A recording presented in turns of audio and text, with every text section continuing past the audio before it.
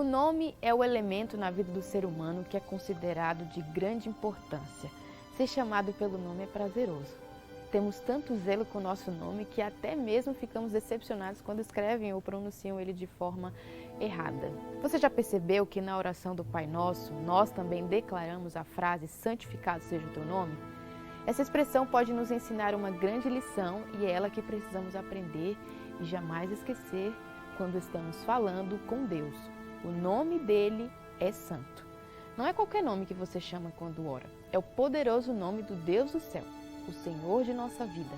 Quantas vezes você já parou pensando sobre a grandiosidade do nome de Deus? Vamos aprender juntos sobre mais essa expressão da oração do Senhor? Fique conosco aqui no programa Está Escrito. Olha, está sendo muito interessante para mim ter elaborado e preparado aqui as mensagens dessa série especial, a oração do Senhor. Sabe por quê? Isso tem me feito desafiar cada vez mais a minha vida espiritual para orar mais. A gente precisa orar mais, não é mesmo? Você sente isso? Que falta, às vezes, oração na nossa vida? Queria compartilhar aqui com você um pensamento sobre a oração. Olha só que interessante. A oração é um instrumento poderoso, mas não para fazer a vontade do homem no céu. Olha só que interessante. Mas para fazer a vontade de Deus na terra. Não temos o direito de pedir a Deus nada que desonre o seu nome, atrase o seu reino ou perturbe a sua vontade aqui na terra. Você entendeu? A oração não vai me dar o direito de ter a minha vontade feita no céu, mas sim de que a vontade de Deus seja feita aqui na terra. E para saber como a vontade de Deus pode ser feita aqui na terra, eu quero convidar você a mais uma vez ir aqui à Bíblia, a Palavra de Deus. Nós vamos no Evangelho de Mateus seguir o nosso estudo da oração do Senhor. O capítulo que você vai ler comigo é o capítulo 6. Nós vamos aqui no verso 9, dando sequência ao tema de hoje, um nome santo. Diz assim o texto, Mateus 6, o verso 9. Portanto, vós orareis assim: Pai nosso, que estás nos céus, santificado seja o teu nome. Deixa eu fazer uma pergunta aqui para você. Você gosta do seu nome? Mais ou menos? Seu nome é estranho? Ele tem algum significado que seja bonito ou talvez seja até um pouco complicado para você conviver com isso? Nem todo mundo gosta do nome que tem, não é verdade? Eu não sei se é o seu caso, eu também não gostava do meu nome, não sei por quê. Eu queria me chamar Mateus, Tiago, não gostava de Robson. Mas todo nome tem um significado e para alguns a música mais gostosa de se ouvir é o próprio nome. Agora, o brasileiro é criativo demais, assim, não tem nada igual. Tem alguns nomes que aparecem aqui, exclusivamente aqui no Brasil, e eles são conhecidos pela sua criatividade. No ano de 2013, uma consultoria chamada ProScore fez um levantamento de aproximadamente 165 milhões de CPFs. E apareceram no meio desses tantos CPFs, aproximadamente 1.600 nomes que são únicos aqui no Brasil. Agora eu quero ler aqui para você os nomes mais diferentes registrados aqui. Você sabe quais são? Eu vou ler alguns só porque a lista é grande, tá? Olha só que interessante. Aeronauta barata. Olha outra aqui. Agrícola beterraba areia. É de verdade, viu? Não é inventado, não. Amado amoroso. Olha outro aqui, Antônio Manso Pacífico de Oliveira Sossegado, hein? Antônio Morrendo das Dores. Aricleia Café Chá. Mas é uma criatividade sem fim, né? Olha só. Céu Azul do Céu Poente. Não para a lista, ó, ela continua. Por exemplo, Chevrolet da Silva Ford. Colapso Cardíaco da Silva. Desêncio Feverêncio de 85. Misericórdia, né? A pessoa só podia estar bêbada para registrar um nome desse, né? Esparadrapo Clemente de Sá. Homem Bom da Cunha Souto Maior. Olha aqui alguns nomes interessantes. Marciano Verdinho das Antenas Longas. É de verdade esse nome, não é brincadeira, não. Olha aqui um outro. Necrotério Pereira da Silva. Olha só a criatividade desse daqui. Oceano Atlântico Linhares. Olha o último que eu vou ler aqui para você. Remédio Amargo. Ah, estava reclamando do seu nome, é? Já pensou ser chamado de remédio amargo? A Bíblia, ela fala sobre nome, e quando ela fala sobre o nome, ela diz que o nome é um grande patrimônio. Não só a Bíblia, na vida, a gente carrega o nome como sendo uma coisa muito importante. Quem tem um nome limpo, tem tudo. É ou não é verdade? Alguém disse que se leva uma vida inteira para você construir um bom nome. Mas basta apenas assim um descuido só, um vacilo, para você ver o seu nome manchado. Um tempo atrás eu ouvi uma história muito interessante. Diz que o general Alexandre o Grande, ele estava num campo de batalha, quando ele encontrou por acaso um soldado se escondendo na caverna. Ele ficou muito perturbado com aquilo e ele fez uma pergunta para o soldado. Disse assim: soldado, se apresente, qual é o seu nome? O soldado se apresentou para o general e disse: olha, eu me chamo Alexandre. O general ficou indignado, porque ele falou assim: esse sujeito medroso, covarde, que está se escondendo na caverna, tem o mesmo nome que eu tenho. Aí ele disse assim para aquele soldado: soldado, ou você muda de nome, ou você muda de postura. Você sabe que nós temos uma responsabilidade muito grande, porque a gente carrega o nome de Deus. O nome de Deus, ele nos desafia da mesma forma que aquele soldado que carregava o nome do general. Nós fomos chamados pelo Senhor para carregar o nome dele. Você já pensou que responsabilidade? Eu queria que você me acompanhasse aqui num texto muito interessante, segundo o livro das Crônicas, capítulo 7. Você encontra aqui no verso 14, diz assim: se o meu povo, que se chama pelo meu nome, se humilhar e orar e me buscar e se converter dos seus maus caminhos, então eu os ouvirei dos céus, perdoarei os seus pecados e sararei a sua terra. Que verso extraordinário, não é? Nós temos algumas ações que Deus espera que nós aqui façamos. Quais são elas? Nós precisamos nos humilhar, precisamos orar, precisamos buscar a Deus e nos converter dos maus caminhos. Tudo isso por quê? Porque nós carregamos o nome de Deus. Nós nos chamamos pelo nome de Deus. Quando alguém olha para você, ele está vendo Cristo. É exatamente por isso que a nossa responsabilidade para com o nome do Senhor, ela é muito grande.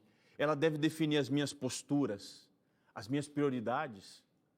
Falando com Salomão, o Senhor desafiou ele a orientar, exortar o povo que carregava o seu nome, dizendo: olha, se vocês se humilharem, se vocês orarem, se vocês me buscarem e se vocês se converterem, eu vou ouvir vocês. Olha, nessa ordem aqui a gente tem um resumo de como o nome de Deus deve ser santificado. Mas a oração que Jesus ensinou, o Pai Nosso, ele engloba mais perspectivas sobre a santificação do nome de Deus.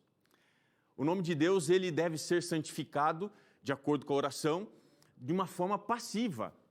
O nome deve ser santificado de uma forma passiva. Deixa eu explicar uma coisa aqui para você. Quem é que deve ser o agente ativo para a santificação do nome de Deus? Porque o nome deve ser santificado, mas alguém tem que santificar esse nome. A oração nos ensina assim: Pai nosso que estás nos céus, santificado seja o teu nome. Deixa eu dar um exemplo aqui, ó. Vem aqui comigo, ó, dá uma olhadinha aqui nessa mesa. Se eu empurro aqui esse púlpito para frente um pouquinho, esse púlpito está sendo empurrado. Ele não tem condição de andar sozinho. Você está entendendo? O nome de Deus é diferente porque o nome de Deus é santo, mas apesar de ser santo, ele ainda precisa ser santificado. E o que isso significa? Que alguém precisa assumir essa responsabilidade. Alguém precisa santificar o nome de Deus. E a questão é: quem é que deve santificar o nome de Deus? Eu queria que você me acompanhasse agora aqui na Bíblia para a gente entender um episódio que aparece lá no Antigo Testamento para mostrar que a ação de santificação do nome, ela passa pela responsabilidade humana.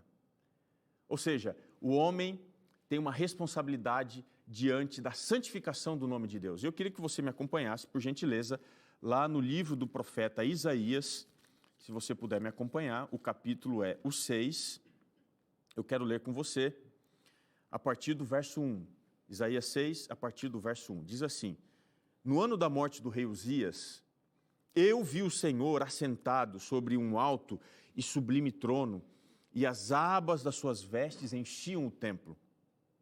Serafins estavam por cima dele, cada um tinha 6 asas, com 2 cobria o rosto, com 2 cobriam os pés, e com 2 voava. E clamavam uns para os outros, dizendo: Santo, Santo, Santo é o Senhor dos exércitos. Toda a terra está cheia da sua glória. As bases do limiar se moveram à voz do que clamava, e a casa se encheu de fumaça. Então disse eu: ai de mim, estou perdido, porque sou homem de lábios impuros, e eu habito no meio de um povo de impuros lábios. E os meus olhos viram o Rei, o Senhor dos exércitos. Então, um dos serafins voou para mim, trazendo na mão uma brasa viva, que tirara do altar com uma tenaz.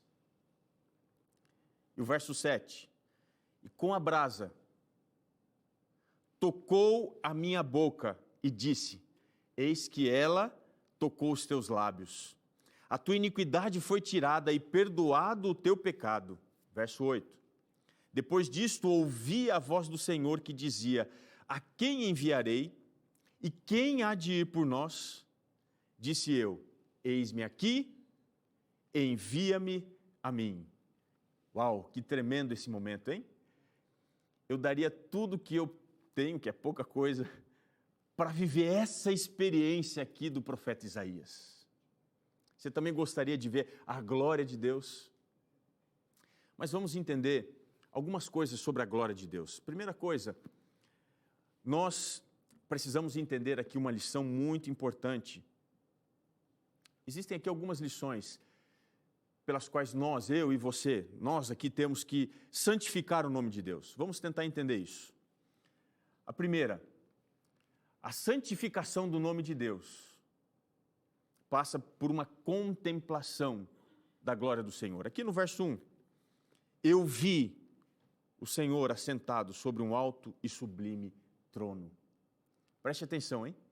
Nenhum homem na Bíblia aqui foi chamado para fazer parte da obra de Deus sem antes ter uma visão clara, legítima da glória do Senhor. Quando a gente ora assim, olha, Pai nosso, santificado seja o teu nome, nós estamos pedindo para que o nome de Deus seja santificado e ao mesmo tempo nós estamos pedindo para ver a glória de Deus, contemplar Deus na sua beleza. Esse é um grande desafio. Primeira coisa que o homem tem que fazer para santificar o nome de Deus é ver a glória de Deus. É perceber que Ele é santo, Ele é grandioso. Mas há uma segunda coisa aqui que o texto nos diz. Aqui a segunda coisa é, nós para santificarmos o nome de Deus, precisamos reconhecer a nossa condição pecadora. O verso 5 diz aqui: ai de mim, o profeta, ele tremeu, ele temeu. Ele disse: porque eu estou perdido, sou um homem de lábios impuros e habito no meio de um povo de impuros lábios. O nome de Deus é santificado quando nós descobrimos que somos pecadores. Quando a gente contempla a glória de Deus, automaticamente a gente se coloca no nosso lugar. E aí a santidade de Deus, a santidade do seu nome, desperta dentro da gente um reconhecimento do nosso pecado. Não tem uma pessoa que diante da glória de Deus, por mais pecadora que seja, não entenda que ela precisa de Deus e da sua graça. Nós precisamos santificar o nome de Deus, reconhecendo que nós somos pecadores, desgraçados. Só que tem um problema. Tem muita gente que acha que é perfeita. Esse tipo de gente não entende que os seus olhos precisam ser abertos para a gente reconhecer o nosso pecado. Veja, a pessoa, a pureza, o poder de Deus tornaram Isaías completamente ciente de que ele era nada. Quando eu vejo alguém aí que acha que é alguma coisa, que é perfeito, que é melhor do que qualquer um, o que essa pessoa precisa, na verdade, é ter uma visão da glória de Deus. Aí ele vai entender quem é perfeito e o que ele é de verdade, né? Porque é na pureza intensa e brilhante da pessoa de Deus que as nossas fraquezas ficam cada vez mais evidentes. Elas aparecem do pior jeito, da pior forma possível. Quanto mais nós nos aproximamos de Deus, mais claramente a gente sente o nosso próprio pecado. Quanto mais longe de Deus, mais insensível a gente é também ao nosso pecado. Por isso que nós precisamos nos purificar das nossas imperfeições. E para isso, a gente precisa ver a glória de Deus e reconhecer quão desgraçados nós somos. Qual é a terceira forma da experiência de Isaías que a gente percebe que o nome de Deus é santificado? Quando a gente vê aqui a partir do verso 7, um anjo tocando a boca e dizendo: os teus lábios, eles agora não são mais impuros, o seu pecado foi perdoado. Veja, imediatamente após o reconhecimento do pecado, o diagnóstico, vem a cura, porque Deus nos concede perdão. Esse toque, ele é purificador, você está entendendo? Ele vem direto do altar. E quando Deus toca, a partir daquele instante, nós somos perdoados, somos transformados. E isso é extraordinário. Quando a gente vai lá no Êxodo, capítulo 20, o verso 7, aqui no contexto da lei de Deus, a gente descobre uma ordem que Deus, ele dá dentro da sua lei. Ele diz assim: não tomarás o nome do Senhor teu Deus em vão. Sabe o que significa isso aqui? Mais do que você falar impropérios relacionados ao nome de Deus, não tomar o nome de Deus em vão significa não carregar o nome de Deus indevidamente. E tem muito crente aí, meia boca. É um crente mais ou menos. É um crente na igreja, mas não é em casa. Ele carrega o nome de Deus em vão. Ele não passou pelo processo da transformação. Por isso, quando eu oro: Senhor, santificado seja o teu nome, eu estou pedindo: Senhor, quero ver sua glória. Senhor, eu entendo quem eu sou. E mais do que isso, Senhor, eu preciso da transformação. Eu preciso do seu perdão na minha vida. Você entende isso? Por isso que carregar o nome de Deus tem a ver com receber um pouco mais do caráter divino, desenvolver também uma ética, uma moral que esteja ligada à glória de Deus. Você quer ser a glória de Deus? Se você faz isso, você está santificando o nome de Deus na sua vida. Mas tem uma quarta razão aqui na história de Isaías, que ela é muito importante. A quarta razão: depois disto, ouvi a voz do Senhor, que dizia: a quem enviarei? E quem há de ir por nós? A quarta forma que eu entendo aqui no texto, para santificar o nome de Deus, é uma disposição, é um envio para a missão. Veja, a santidade de Deus, ela vai me tirar da zona de inércia, de conforto. A santidade de Deus, ela é como se fosse um propulsor que não só transforma os seus servos, mas faz deles emissários, faz deles missionários, faz deles profetas. Deus quer fazer isso na sua vida.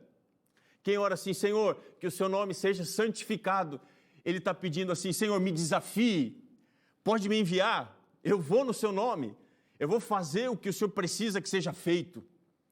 Se o Senhor precisa de alguém, aqui estou eu. Essa é a ação humana de santificação. Mas tem uma ação divina também de santificação do nome de Deus. E eu queria que você me acompanhasse no Evangelho de João, capítulo 17, para entender que Deus também santifica o seu próprio nome. E como é que ele faz isso? O passivo da santificação, o nome sendo santificado, também é uma ação divina. Como é que Deus pode trazer ainda mais santificação para o seu nome? Se você for aqui em João 17, o verso 6, olha o que diz aqui: manifestei o teu nome aos homens que me deste do mundo, eram teus, tu nos confiaste e eles têm guardado a tua palavra. Olha só que interessante. Deus também santifica o seu nome através da manifestação, através da revelação que Jesus Cristo faz do caráter de Deus. Aqui na oração sacerdotal de Jesus, quando ele diz, eu manifestei o teu nome, Jesus ele estava santificando o nome de Deus. Como é que ele fez isso? A santificação que ele fez do nome de Deus se conheceu na revelação do caráter do Pai. Lá no capítulo 14, ele tinha dito para Filipe, quem vê a mim, vê o Pai. Ele entendia o seu ministério como sendo uma obra para tornar o nome de Deus conhecido. Está aqui no capítulo 17, aqui o verso 4, eu te glorifiquei na terra. Depois aqui no verso 7 diz assim, agora eles reconhecem que todas as coisas que me tens dado provém de ti. A santificação do nome de Deus também está associada à obra da revelação. E é por isso, por essa razão, que aqui no verso 17, quando Jesus vai pedir para que o Pai santifique o povo, sabe o que ele diz? Diz assim, Pai, santifica-os na verdade. João 17, o verso 17. A tua palavra é a verdade. O passivo divino aqui de santificação acontece quando Deus age se revelando. Então, quando a gente ora assim, Pai nosso que estás nos céus, santificado seja o teu nome. Sabe o que a gente está pedindo? Pai, se revele para o mundo. Mostra, Senhor, a tua glória, a tua graça. E vou te dizer uma coisa, nunca houve tanta necessidade como hoje da revelação de Deus e também da oração ser feita, Senhor, santificado seja o teu nome, não é verdade? O mundo está desmoronando por aí. A gente vê guerra, a gente vê Estados Unidos, China, Rússia, a Europa. A gente vê também os casamentos sendo chacoalhados. A gente vê a religião, em vez de ser espiritual, se institucionalizando cada vez mais.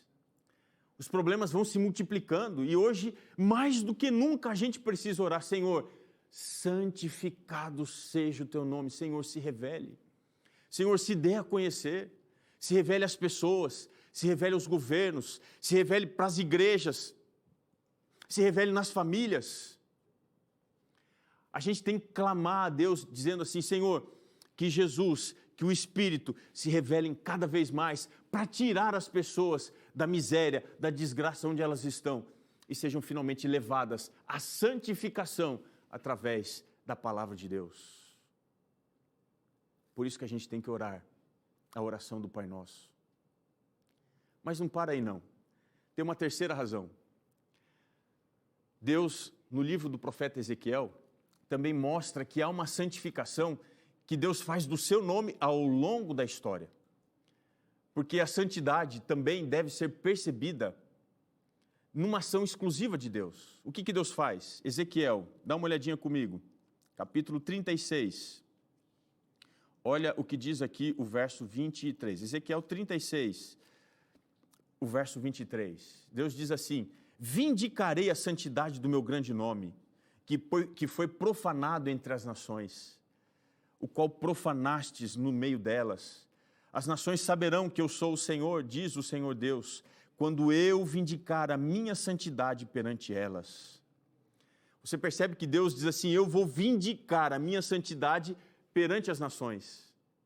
Mas de que forma Ele vai fazer isso? Deus vai vindicar o seu nome, santificar o seu nome, reunindo o seu povo que está espalhado por causa do pecado. Olha só o verso 22 aqui do mesmo capítulo, diz assim, diz, portanto, a casa de Israel, assim diz o Senhor Deus, não é por amor de vós que eu faço isto, ó casa de Israel, mas pelo meu santo nome, que vós profanastes entre as nações. E aí no verso 24 ele diz, tomar-vos-ei de entre as nações, e vos congregarei de todos os países. Quando eu oro, santificado seja o teu nome. Sabe o que eu estou pedindo? Deus tem um povo, Deus tem uma igreja, mas esse povo está espalhado. E Ele está trabalhando para reunir esse povo, para que finalmente exista apenas um só pastor e um só povo. Quando a gente ora, Senhor, santificado seja o teu nome, a gente está pedindo, Senhor, continue trabalhando para reunir os seus filhos. Lá no céu, a gente não vai ter fronteira. Não vai ter um céu para adventista, um outro para batista, um outro para metodista, um outro para espírita, um outro do candomblé, não. Lá todos serão reunidos porque foram purificados. Assim como Isaías foi purificado, esse povo vai estar lá porque foi purificado, foi transformado, foi liberto da idolatria. O capítulo 25 a 27 diz isso.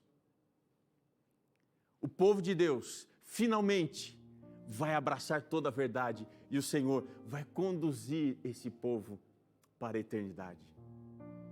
E agora vem o quarto e último aspecto relacionado à santificação do nome de Deus, que não é uma ação de homem, é uma ação divina, está ligada ao povo, mas especialmente ao final da história. Eu quero ler com você no Apocalipse, o que é que vai acontecer? Apocalipse 14. Apocalipse 14, o verso 1. Diz assim, olhei, e eis o Cordeiro em pé, sobre o monte Sião, e com ele 144.000, tendo na fronte escrito o seu nome e o nome do seu pai. Eu acho extraordinário aqui o texto, a visão que João tem. No fim de todas as coisas, ele vê o Monte Sião. Olha que cena, ele vê o Monte Sião. Sobre o Monte Sião, ele vê o Cordeiro, que está com os braços abertos, reunindo finalmente o seu povo. Eles são 144.000. Qual é a característica deles? Eles têm o nome de Deus e o nome do Cordeiro escritos aqui na testa. Quando eu oro, Senhor, santificado seja o teu nome, eu estou querendo dizer, Senhor, eu quero fazer parte daquele povo que carrega o teu nome aqui, olha, na mente, que carrega o nome aqui no coração. Eu quero fazer parte desse povo, conforme diz aqui o capítulo 14. Esse povo não tem mácula, verso 4. Eles são castos. Esse povo tem na boca um cântico de exaltação. Quem ora o Pai Nosso é alguém que sabe louvar, sabe agradecer a Deus. E ainda diz o verso 4 que eles são primícias, ou seja, são especiais, foram tirados como a primeira colheita. Quando nós oramos no Pai Nosso, santificado seja o teu nome, nós estamos pedindo pela consumação do tempo. Você está pedindo assim, Senhor, que o fim chegue. Senhor, eu quero ter um encontro com Jesus. Eu quero ter um encontro real, um encontro pessoal. Eu quero ter um encontro eterno com Cristo. Você quer ser esse homem e essa mulher que faz essa oração pedindo, Senhor, acaba logo com tudo, me leva para casa. Você quer ser? Pois então eu te convido a viver a oração do Pai Nosso de maneira muito especial, santificando o nome de Deus na sua vida e esperando a santificação final. Deixa eu te dizer, Deus já está trabalhando. Vou contar para você aqui um episódio que veio a público recentemente. Tem chamado a atenção da mídia um grande número de conversos do islamismo, do muçulmanismo para o cristianismo. E sabe como eles estão se convertendo? muitos muçulmanos estão conhecendo Jesus através de sonhos e de visões. A organização cristã começou a observar que muitos ex-muçulmanos estavam se referindo a Cristo como se fosse um homem de branco. De acordo com o Instituto Global Christian Relief, os muçulmanos da África Oriental, eles estão experimentando uma nova vida em Jesus, que coisa extraordinária, tendo experiências sobrenaturais.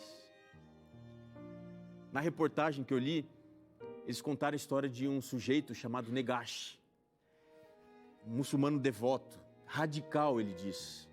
Ele disse assim, olha, eu era um extremista. Eu cresci lendo e estudando o Alcorão, ele falou. A minha família era uma família muçulmana muito rígida, mas alguém passou pela sua loja e deixou lá na loja uma Bíblia, assim, ó, como forma de pagamento. A princípio ele ficou frustrado, falou assim, não, eu preferia dinheiro, não queria isso aqui. Mas depois de um tempo, ele estava dormindo e ele sonhou com um homem de branco. E depois disso, uma outra noite, enquanto ele estava dormindo, aquele homem de branco apareceu de novo e disse assim para ele, olha, eu sou o caminho, a verdade e a vida. Ele disse que aquele sonho foi tão perturbador, porque ele também foi maravilhoso. Ele disse assim, olha, eu estava com medo. Ao mesmo tempo que eu sentia medo, eu queria ver aquele homem de novo. E aí ele disse que um dia ele teve coragem, pegou a Bíblia, ele abriu a Bíblia e por acaso ele parou lá em João 14, verso 6. Você se lembra o que está escrito lá? Jesus disse assim, eu sou o caminho, a verdade e a vida. Ninguém vem ao Pai, senão por mim. Negashi abandonou o Islã e hoje ele é um cristão que aguarda a volta de Jesus. Sabe, Deus te colocou aqui, ó. No programa está escrito para você também aprender a fazer a oração do Pai Nosso. Senhor, santificado seja o teu nome. Senhor, prepara um povo, prepara a minha família, para que a gente logo, logo, logo possa estar com Jesus lá no céu. Esse é o sonho que toma a maior parte do seu tempo, da sua atenção. É isso que move o seu coração? A volta de Jesus? A santidade que só Jesus pode dar? Você acha que é coincidência? Está acontecendo tudo o que está acontecendo por aí? Você acha que é coincidência Jesus se revelar a pessoas de uma outra confissão? Não. Ele está reunindo pessoas. Ele está batendo na porta do coração de todo mundo. Todas as pessoas estão recebendo esse convite, estão recebendo essa mensagem. E a mensagem está chegando agora aí para você, através do programa Está Escrito, para que você se prepare para esse dia tão especial. É por isso que agora, enquanto você ouve essa música, eu queria te pedir para que você parasse de lutar com Deus e falasse assim, Senhor, eu quero que o Senhor me envie, eu quero ser um missionário, me manda para onde o Senhor tiver que me mandar. Mas acima de tudo, que eu veja a sua glória e seja transformado por ela. Ouça essa música. Depois eu vou pedir uma bênção de Deus para a sua decisão, para que Ele te envie aonde você precisa ir.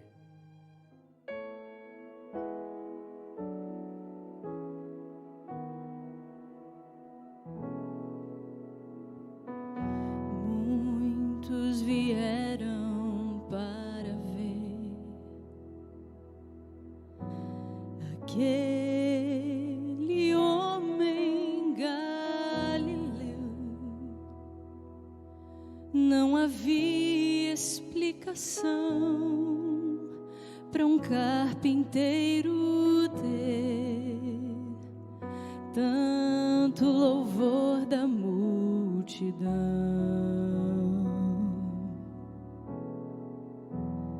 Tem nos olhos o poder de ler qualquer coração. Ele está unido ao Pai e fala de amor. Ele vem em nome do Senhor.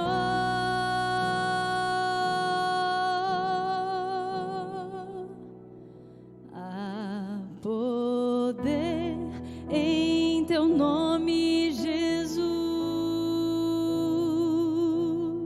Há esperança em teu nome, Jesus. Temos força em teu nome, Jesus. Bendito és tu, Jesus, pois tu és o Senhor.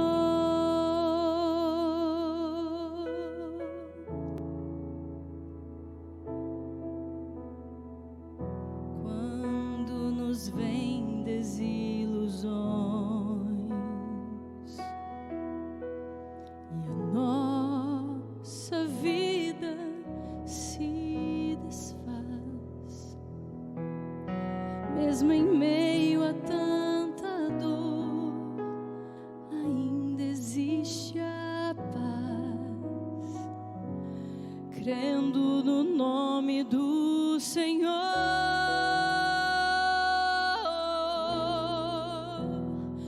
o doce nome de Jesus. Poder e força produz. Ele traz a eterna paz. Ele é a eterna luz. Há poder no nome de Jesus.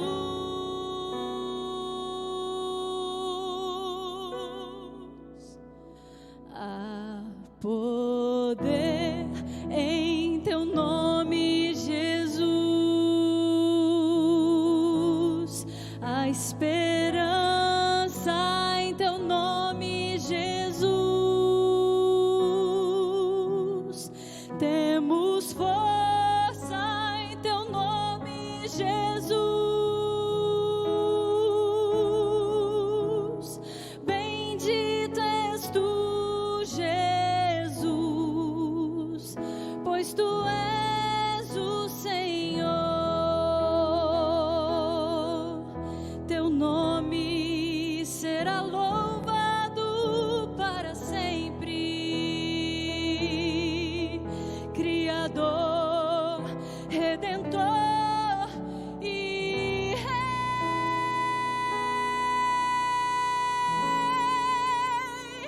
Há poder em teu nome, Jesus.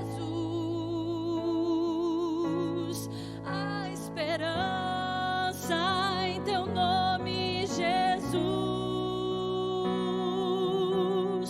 Temos força em teu nome, Jesus.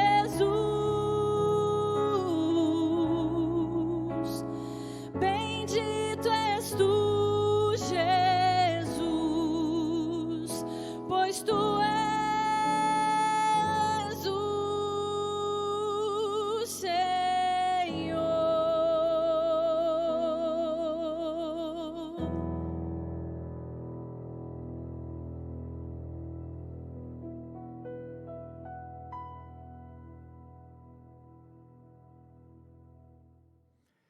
Olha, como é bom a gente poder descansar na convicção de que a nossa vida não é fruto do acaso. Você não nasceu por acaso. A providência de Deus estabeleceu que a sua vida fazia parte da realidade aqui desse mundo. Enquanto você não estiver alinhado com Deus, com os planos dele, você nunca vai ser feliz plenamente, nunca, de verdade. Que bom que você parou de lutar. Que bom que você, como Isaías, diante da glória de Deus, diante do reconhecimento do seu pecado e da necessidade do perdão, você diz como Isaías: Senhor, envia-me a mim. Você já parou para pensar quantas pessoas no seu trabalho, na sua casa, na sua vizinhança, precisam de um testemunho seu, de uma oração, de uma intercessão, de um abraço? Jesus está, nesse instante, te convocando para fazer parte desse grande exército. Aqui na Novo Tempo, a gente mantém contato com as pessoas que a gente não conhece, mas a gente tem convicção de que fazemos parte do mesmo exército. A gente quer ir para o mesmo lugar, a gente quer ir para o céu. E a gente quer levar o maior número possível de pessoas, não é isso? Você não quer levar os seus filhos, seu marido, sua esposa? A gente precisa que Deus esteja à frente desse ministério que Ele nos dá, que Ele nos deu. Eu quero consagrar sua vida agora. Vamos fazer isso em oração? Vamos pedir para que Deus te ilumine os passos e Ele te diga aonde você precisa ir, o que você precisa fazer para que finalmente a sua vida seja um testemunho. Então vamos orar. Querido Pai, como Isaías, nós precisamos ver a beleza da Tua glória e da Tua santidade. Em todas as coisas grandes, nas pequenas, mas eu oro nesse instante em favor da decisão que esta amiga, que este amigo tomou hoje, de servir ao Senhor, de ser uma bênção. Por isso, eu peço que o Senhor os capacite, em nome de Jesus. Amém. O programa Está Escrito está terminando. Foi um prazer estar aqui com você mais uma vez, mas eu quero te lembrar que está escrito: nem só de pão viverá o homem, mas de toda a palavra que procede da boca de Deus. Um abraço e até o próximo encontro aqui no seu programa Está Escrito.